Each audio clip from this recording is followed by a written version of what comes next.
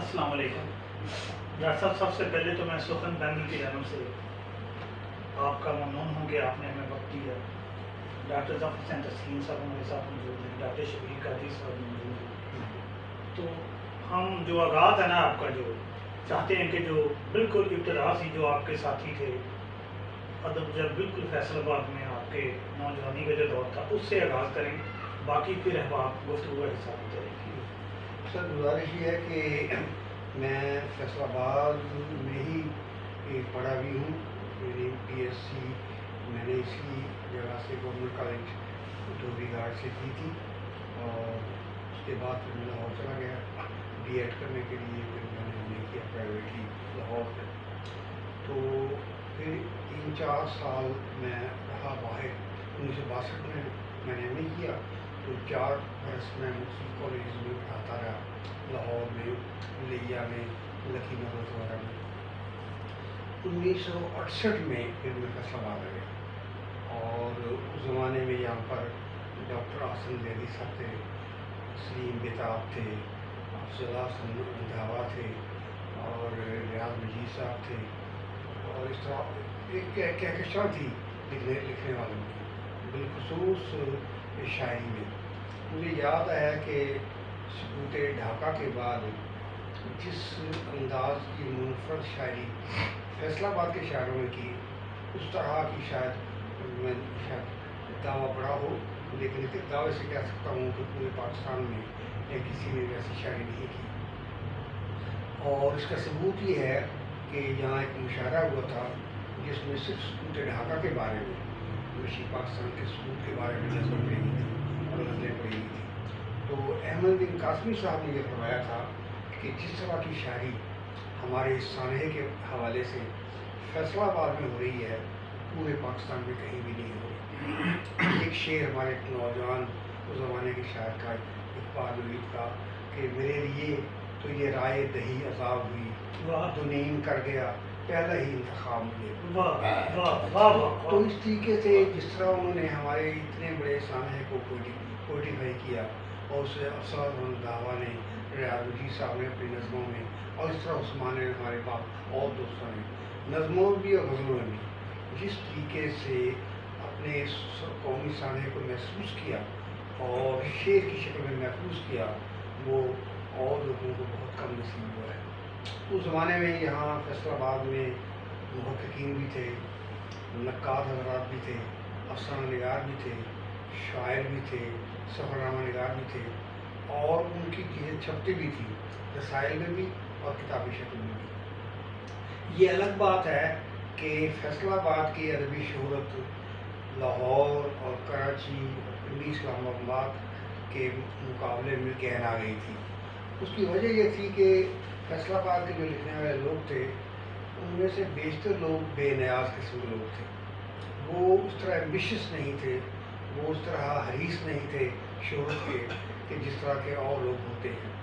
یہی وجہ ہے کہ ان کی چیزیں چھپتی بھی تھیں، کتابیں بھی چھپتی تھیں، لیکن ان میں سے بہت سے لوگوں کو وہ شہرت نصیب نہیں ہوئی ہے جو ان کا حق تھا۔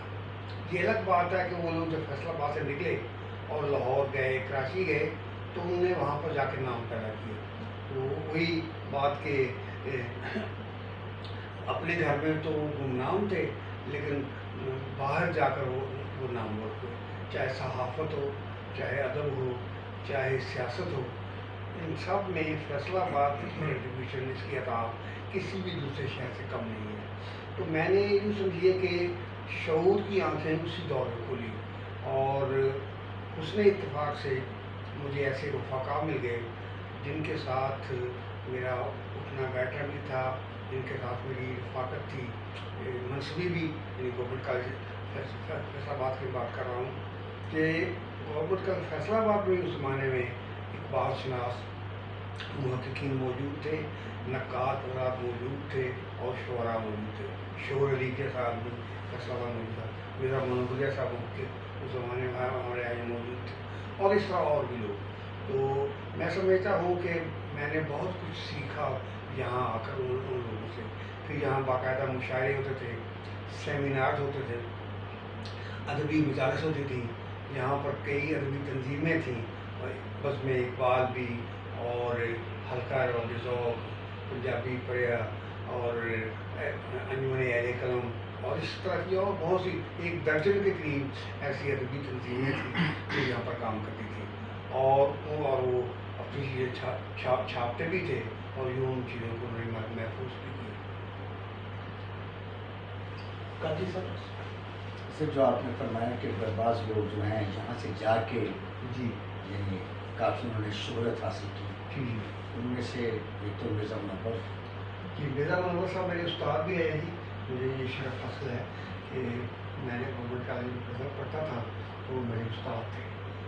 بڑے اچھے استاد، بڑے کلیئر ہیڈڈ، پکے پاکستانی، اسلام، قائد اعظم، اقبال، یہ ان کی دلچسپی کے موضوعات تھے اور اس پہ ان کی تقریریں اور ان کی تحریریں دونوں قدر اول کی چیزیں ہیں.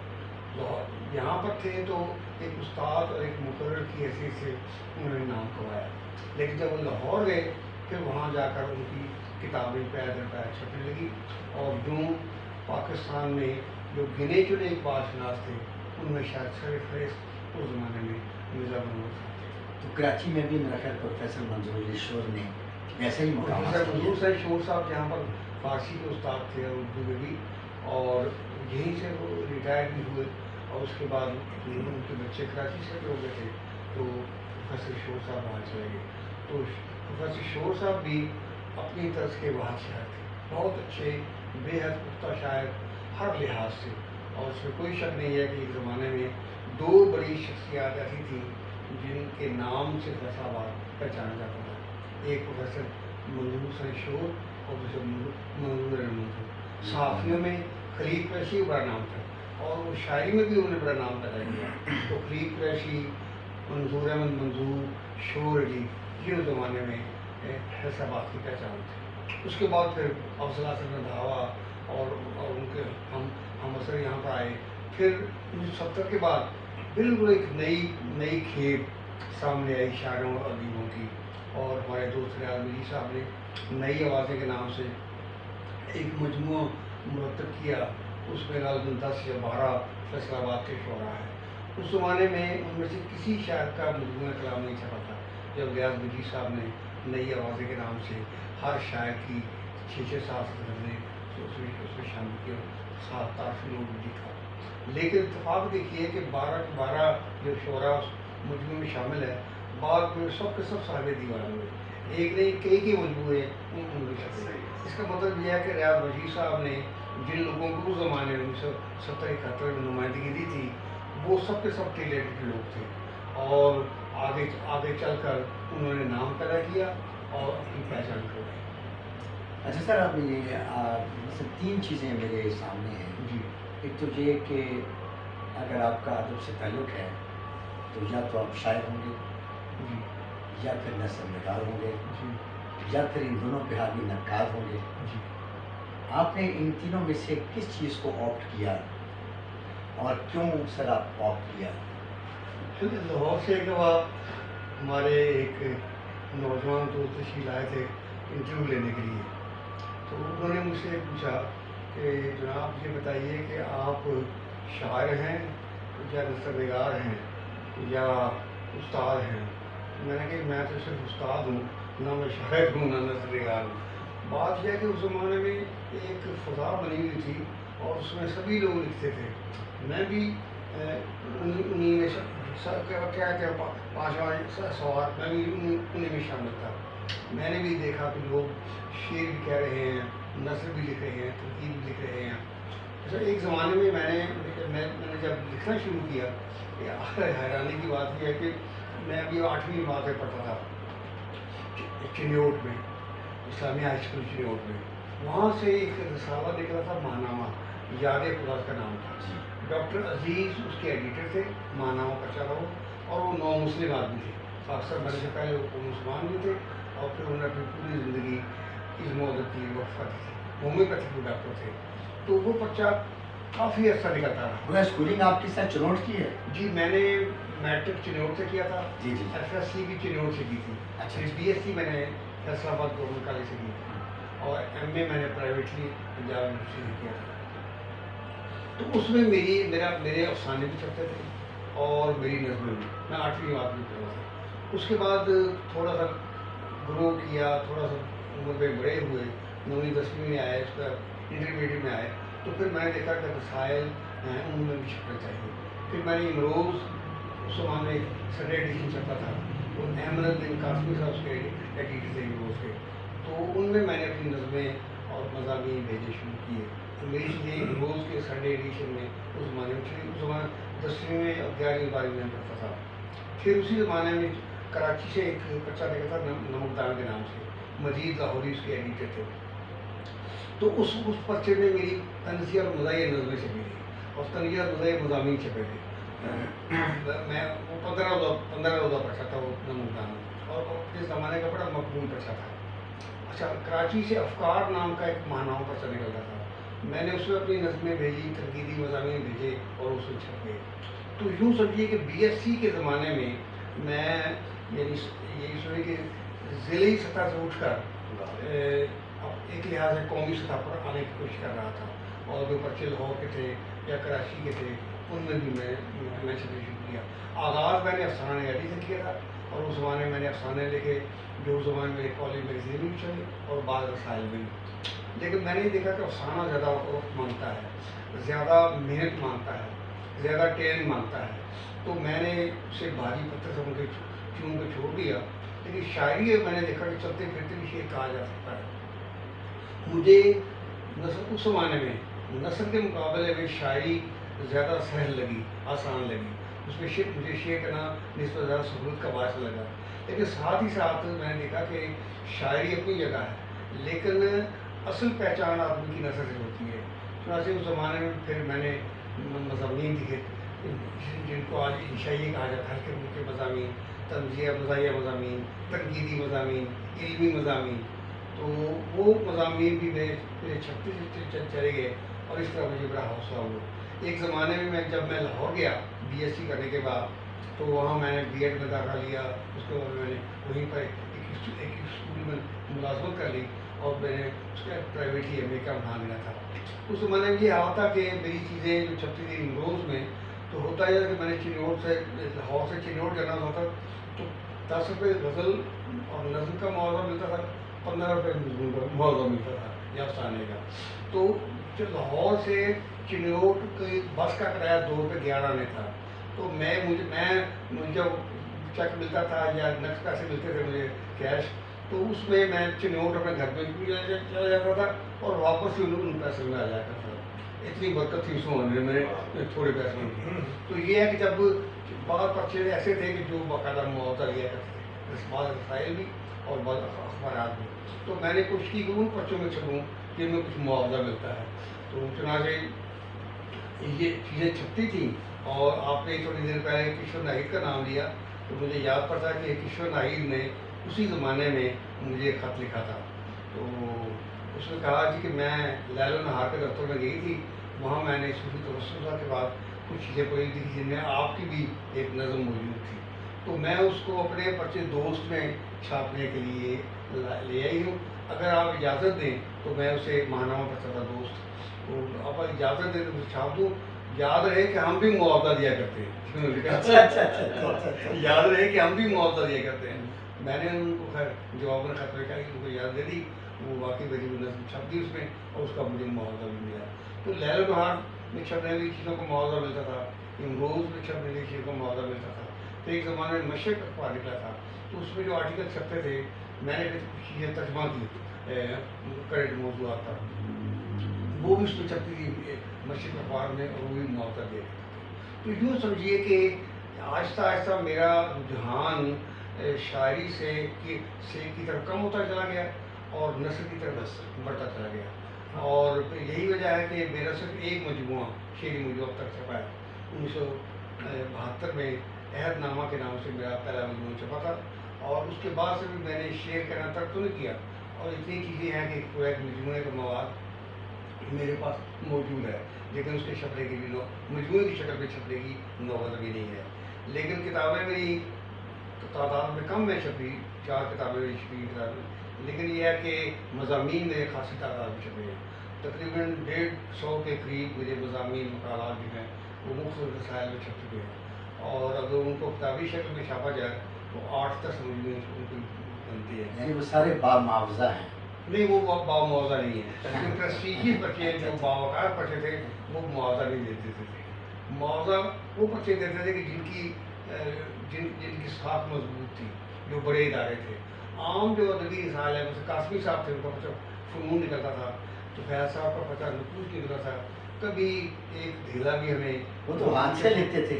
بلکہ یہ ہے کہ وہ تو سمجھتے کہ ہم پہ احسان ہو، جی وہ تو ہاتھ سے لکھتے تھے. اور ان میں چھپنا واقعی باعث اعزاز ہاں. تھا. جس آدمی کی چیز چھپتی تھی نقوش میں یا فنون میں یا اوراق میں، جو آغا صاحب کا بچہ تھا، تو لوگ سمجھتے تھے کہ بھئی اب یہ چیز انڈیا میں اور پاکستان میں ہر جگہ پہنچ جائے گی، اور لوگ پہچانتے تھے. میں ایک زمانے میں لاہور میں سیارہ ڈائجسٹ ماہنامہ ایک بچہ تھا، اس کا اسسٹنٹ ایڈیٹر رہا 1 سال تک. تو اس میں خاصا کام ترجمے کا بھی اوریجنل کی کام کے جو چھپتا تھا، 4-5 مضمون ہر پیسے میں چھاپے پڑتے تھے. خیر وہ کچھ میں اپنے نام سے، کچھ اپنے بچوں کے نام سے ان کو شائع کرتا تھا. میں جب لیکچرر ہو کر لطیف محمد ضلع بنوں گیا تو وہاں میرے میڈک ٹیسٹ کے لیے انہوں نے کہا جی ضلعی ہیڈ کوارٹر ڈیریس پر ہی تھا، اب وہاں جائیں. میں وہاں گیا اپنے میڈیکل چیک اپ کے لیے، تو وہ ضروری تھا ورنہ تنخواہ ملتی. تو جب میں وہاں گیا ہوں ڈسٹرکٹ ہیڈ کوارٹر اسپتال میں، تو جس ڈاکٹر کے پاس مجھے بھیجا گیا چیک اپ کے لیے، تو وہاں جب میں وہاں ان سے ملا اور میں نے اپنا نام لیا تو وہ ایک دم اٹھ کے کھڑے ہوئے. انہوں نے کہا کہ آپ وہی انور محمود خالد ہیں جو سیارہ ڈائجسٹ کے ایڈیٹر؟ میں کہا جی میں وہی ہوں. تو وہ بڑے خوشی ہونے چائے منگوا لی اور مجھے کہا جی آپ کو کسی وہ ٹیسٹ ویسٹ کی بیٹھنے کی ضرورت نہیں ہے، اپنے اہلکار سے کہا کہ فارم لاؤ اور میں اس کو لکھ دوں. تو خیر انہوں نے فارم منگوایا اور مجھے وہ جو بھی کھانا پوری تھی انہوں نے لکھی. مجھے کہا شکر کیجیے کہ آپ سے میرا تعلق ہو گیا، ورنہ ہم تو خاصا یعنی آزمائش میں ڈالتے ہیں لیکچر حضرات کو، کپڑے اتوار کر بھی ہم جب پانی کر آ جائیں اس کو چیک کرتے ہیں. آج کل تو آپ سیارہ ڈائجسٹ کے مالک بھی ہو نا جی، تو پھر بھی ان تمام مراحل سے گزرنا پڑے گا. ہاں جی، کیونکہ جو میں کہہ رہا ہوں مطالعے کا اس زمانے میں جتنی حالت سیارہ ڈیش کی طرح بڑا بچہ نہیں تھا، اس کے مقابلے اردو ڈیش زیادہ مقبول بچہ تھا، اور یہ سیارہ ڈیش نکلا اس کو مقابلے میں تھا. لیکن جس زمانے میں اردو ڈیش تقریباً 1 لاکھ چھپتا تھا، اس زمانے میں سیارہ ڈیش بھی 70-75 ہزار تک پہنچ گیا تھا. اچھا سر، آپ حضرات جو ہیں خاص کر فیصل آباد کے، یہ زیادہ وزیر اعلیٰ گروپ میں گنے جاتے ہیں. جی، ادبی تقسیم جو ہے نا، جی جی، یہ جو چیز طے ہے، یعنی آپ سارے لوگ پروفیسر ریاض مجید، جی جی، پروفیسر نور محمود خالد، جی انکلوڈنگ پروفیسر شبیر قادری، جی صحیح. یہ سارے کے سارے یعنی اچھا جیسے وزیر اعلیٰ صاحب کی یہ ایسی کیوں ہے؟ آپ کسی ارشاد میں جزوی صداقت موجود ہے. جی جی ہم لوگ وزیر اعلیٰ صاحب سے نسبت زیادہ قریب تھے جی جی. احمد الدین کاشنا کے مقابلے. لیکن جن لوگوں کا آپ نے نام دیا ہے، ڈاکٹر ریاض مجید صاحب، شبیر قادری صاحب اور وزیر خاک صاحب، تو یہ لوگ اتنے ہی قریب قاسمی صاحب کے بھی تھے. آپ کو حیرت ہوگی کہ میرے اور ریاض جی کے نام قاسمی صاحب کے خطوں کی تعداد زیادہ ہے جو ہمارے پاس موجود ہے. اعلیٰ صاحب کے خط جو ہمارے نام وہ تعداد بے کم ہے. لیکن ہوا یہ ہے کہ جب بھی ہم لاہور گئے ہیں تو میں اور ریاض جی دونوں کوشش کرتے تھے کہ آغا صاحب سے ملاقات ہو ہماری اور قاسمی صاحب سے. قاسمی صاحب سے ملاقات بالعموم کے دفتر میں جو انارکلی بازار میں واقع تھا وہاں ہوا کرتی تھی، اور وہ بہت سے لوگ اور بھی ہوتے تھے.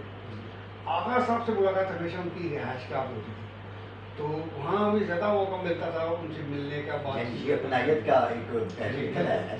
جہاں تک شفقت کا تعلق ہے، وہ دونوں شخصیات سے ہم فیصل آباد کے جو نئے ادنا لکھنے والے لوگ تھے انہیں ان دونوں بزرگوں کی شفقت نصیب ہوئی ہے.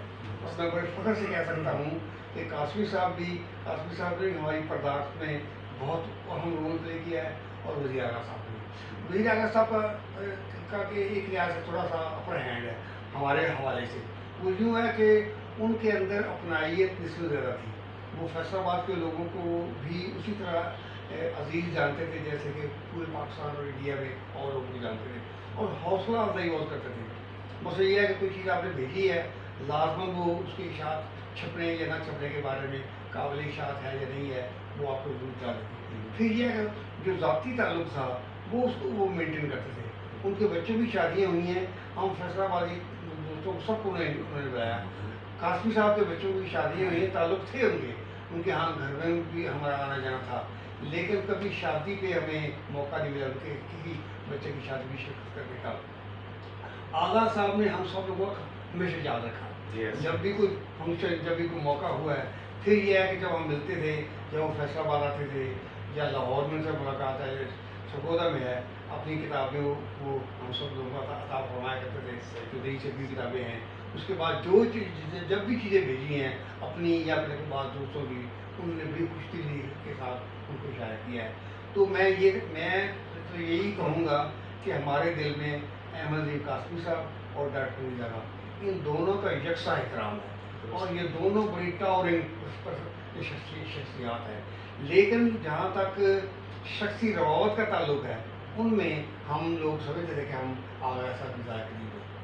اب اگر میں یہ سوال کروں کہ اردو میں کس کی خدمات زیادہ توجہ ہوتی, کیونکہ آپ کے تعلقات جو تھے وزیر اعلیٰ سے زیادہ ہے. اصل میں میرے خیال میں یہ ہے کہ قاسمی صاحب بنیادی طور پہ شاعر ہیں اور افسانہ نگار. زبردست. آغا صاحب جو ہیں وہ شاعر بھی ہیں لیکن شیعہ نگار اور نقاد ہیں. اچھا, اب یہ ہے کہ ان کی پہچان آغا صاحب کی تنقید ہے, قاسمی صاحب کی پہچان شاعر اور افسانہ نگار کی ہے. اس لحاظ سے دیکھا جائے تو اپر ہینڈ احمد علی قاسمی صاحب کا ہے. جیسے یہ وہ دور ہے جس میں آپ فیصلہ آباد آئے, پھر 2-4-5 سال کے بعد یہاں حلقہ باب ذوق قائم ہوا, جی, اور آپ اس کے پہلے جوائنٹ سیکرٹری کے طور پہ منتخب بھی ہوئے اور کام بھی کرنے کا موقع ملا. کچھ اس کی تاریخ اور اس کے آغاز و ارتقاء اور محرکات کے بارے میں. میرے خیال میں 1972 کی بات ہے کہ جب فیصلہ آباد کے بعد دوستوں نے یہ سوچا کہ لاہور میں تو بڑا فعال ہے حلقہ باب ذوق کام کر رہا ہے, اور ہم بھی جب وہاں جاتے تھے تو اس کے جلسوں میں شریک ہو رہے تھے. اجلاس عام طور پر اس کے کبھی وائی ایم ہال میں, بعد میں پارک بھی ہوا کرتے تھے. یہاں کے چند دوستوں نے, جن میں سلیم بیتاب, ریاض مجید, رفول خان, آصف زیدی اور 11-12 آدمی تھے وہاں, ہم دوست کے جو لکھنے پڑھنے والے تھے. انہوں نے سوچا کہ فیصلہ آباد بھی حلقہ باب ذوق کی ایک شاخ ہونی چاہیے. چنانچہ ہم نے میٹنگ کی اور اس میں فیصلہ کیا اور یہ طے کیا کہ لاہور کے جو سیکرٹری ہیں شہزاد احمد, ان سے رابطہ کیا جائے. چنانچہ ہم نے ان سے رابطہ کیا اور ایک دن مقرر کر کے ہم نے یہاں حلقہ باب ذوق کے اجراء کا اعلان کیا, اور اس نے لاہور کے دوستوں کو بھی دعوت دی. مجھے یاد ہے کہ اس پہلے اجلاس میں شریک ہونے کے لیے شہزاد احمد بھی تشریف لائے تھے, کشور ناہید صاحبہ تشریف لائی تھی, ان کے میاں یوسف رمضان تشریف لائے تھے, اور ایک دو دوست اور بھی تھے جن کے نام اسے میں رہا. فیصلہ آباد پہلا موقع تھا کہ کسی ادبی جلسے کا انعقاد ہو رہا ہے, اور فیصلہ آباد کی جو کارپوریشن لائبریری ہے اس میں اس کے اجلاس ہوا ہے. تو پوری کی پوری لائبریری لوگوں سے بھری تھی, باہر برآمدوں میں بھی لوگ کھڑے تھے. میرے اندازے مطابق 250-300 سے کم لوگ نہیں تھے جو اس پہلے جلسے میں شریک ہوئے تھے. اور یوں لاہور کے لوگوں نے تقریریں کی, ہمارے فیصلہ آباد کے لوگوں نے تقریریں کی. اس زمانے میں آصف زیدی صاحب بڑے بزرگ شاعر اور ادیب تھے, بڑے اچھے انسان تھے. ہم نے یہ طے کیا کہ آصف زیدی صاحب کو درخواست کی جائے کہ وہ حلقہ باب ذوق کے سیکرٹری بننے کی پیشکش قبول کر رہے ہیں. کیونکہ ان کو